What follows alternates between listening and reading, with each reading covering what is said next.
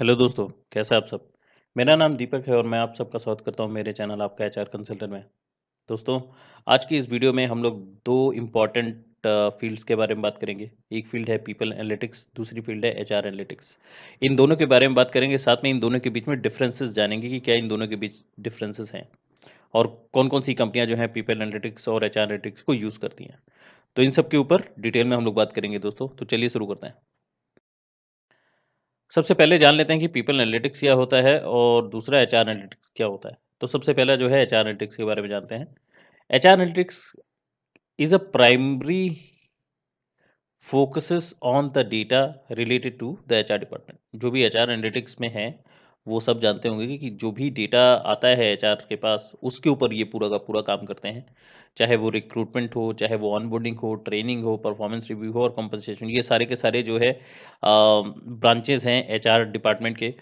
तो जो भी रिक्रूटमेंट से रिलेटेड उनके पास जितना भी डेटा कलेक्ट होता है, ये सारे के सारे एचआर एनालिटिक्स जो है रिक्रूटमेंट डेटा पे भी काम करते हैं। ऑनबोर्डिंग जितने लोग होते हैं उसका डेटा अलग से बनता है, तो ऑनबोर्डिंग वाले डेटा पे काम करते हैं।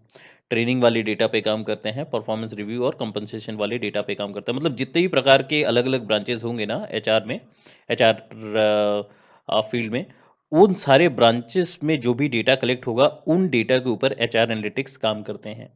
और इनका मेन काम क्या होता है, इनका मेन उद्देश्य जो होता है एचआर एनालिटिक्स प्रोफेशनल्स का, वो ये होता है कि एक प्रॉपर इन्फॉर्म्ड डिसीजन देना और मेक श्योर करना कि जो भी फील्ड हैं, जो भी ये अलग अलग फील्ड्स हैं यहाँ पे, recruitment, onboarding, training, performance review, compensation, इनमें क्या कमियां निकल रही हैं, क्या खामियां हैं और इनको कैसे ठीक किया जा सकता है, उसका इंसाइट देना। तो ये इनका मेन काम रहता है एचआर एनालिटिक्स का। ठीक है दोस्तों। अब दूसरा देखते हैं हम लोग पीपल एनालिटिक्स क्या करता है। तो पीपल एनालिटिक्स होता है वो ब्रॉडर अप्रोच लेता है।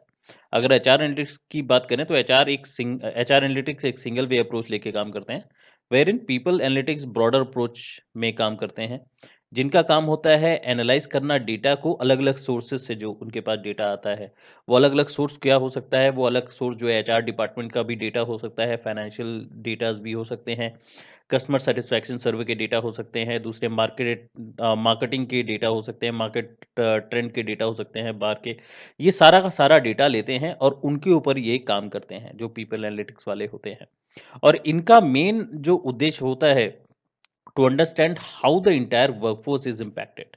इनका मेन उद्देश्य ये होता है कि पूरा का पूरा जो कंपनी का वर्कफोर्स है वो कैसे इम्पैक्ट हो रहा है, और अगर इम्पैक्ट हो रहा है तो उसको कैसे हम ठीक कर सकते हैं और क्या ओवरऑल स्ट्रेटजी लगाई जा सकती है ताकि कंपनी का परफॉर्मेंस ओवरऑल अच्छा हो सके। तो ये मेन फंडा होता है दोस्तों पीपल एनालिटिक्स और एचआर एनालिटिक्स के बीच। होप आप लोगों को समझ में आया होगा। चलिए अब आगे बढ़ते हैं। अब यहाँ पे मैंने की डिफरेंसेस बताने की कोशिश की है बाकायदा टेबल के द्वारा। तो सबसे पहला तो हम एचआर एनालिटिक्स एक साइड में है, दूसरे में पीपल एनालिटिक्स है। तो सबसे पहले हम स्कोप देखते हैं। तो एचआर एनालिटिक्स का जो मेन स्कोप होता है वो एचआर स्पेसिफिक डेटा होता है। जो भी डेटा एचआर के पास होता है उसके ऊपर ही ये लोग काम करते हैं और उसी के द्वारा जो है ये इंसाइट निकाल के देते हैं। तो मेन स्कोप इनका यहीं तक सीमित रह जाता है। दूसरा पीपल एनालिटिक्स का, जैसे कि मैंने पिछले स्लाइड में बताया, उनका जो पर्सपेक्टिव है वो बहुत ब्रॉडर होता है। वो पूरे ऑर्गेनाइजेशन डेटा के ऊपर काम करते हैं, तो उनका ब्रॉडर वर्कफोर्स डेटा होता है।